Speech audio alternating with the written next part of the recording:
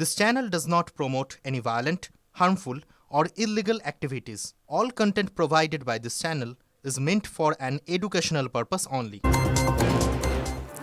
এবার একটু মালদার দিকে নজর রাখি, কারণ সেখানেও তো মৌসুম পরিবর্তন হয়েছে। কারণ তিনি তৃণমূল ছেড়ে কংগ্রেসে যোগ দিয়েছেন, মানে পুরনো ঘরে ফিরে গিয়েছেন। সেটা নিয়েও চাপানুতর শুরু। বিজেপি নেতা তথা বিরোধী দলনেতা শুভেন্দু অধিকারীর কথাতেই মৌসুম নূর তৃণমূল ছেড়ে কংগ্রেসে যোগ দিয়েছেন।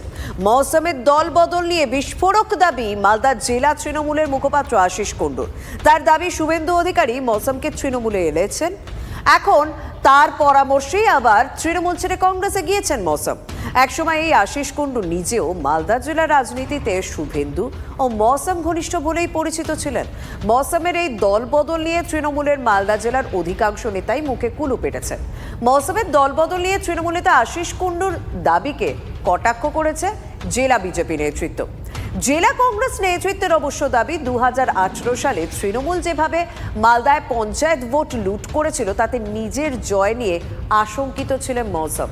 সে কারণেই মৌসুম কংগ্রেস ছেড়েছিলেন, দাবি কংগ্রেস নেতা মোস্তাক আলমের।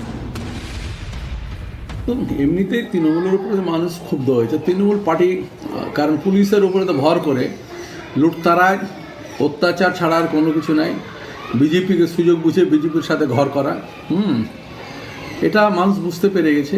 মানুষ এবার কিন্তু তার যোগ্য জবাব দেবে। অনেক দিন হয়েছে, সারা বাংলায় মানুষ উত্তাল হয়ে আছে, তার ভোটাধিকার থাকবে কি থাকবে না সেই ব্যাপারে একটা কথা সাংসদ মৌসুম নূরের মুখ থেকে শোনা যায়নি। তিনি তার রাজ্যসভার টার্ম যেই শেষ হতে যাচ্ছে সঙ্গে সঙ্গে কী করলেন, আরেকটা দলে পালিয়ে গেলেন, আবার পিছনের দরজা দিয়ে হয়তো সোনিয়াজিকে ভুল বুঝিয়ে আবার রাজ্যসভার সাংসদ হওয়ার লক্ষ্যে। এর আগে এই শুভেন্দু অধিকারীর হাত ধরে রাজ্যসভার সাংসদ হয়েছিলেন এই মৌসুম নূর।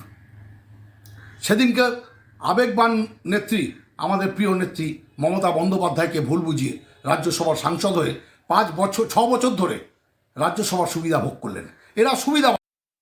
আমরা তৃণমূল কংগ্রেসকে বলতে চাই ভারতীয় জনতা পার্টির পক্ষ থেকে, দেখুন ভারতীয় জনতা পার্টির ক্ষমতা কত এটা তৃণমূল কংগ্রেস কিন্তু বুঝতে পেরেছে।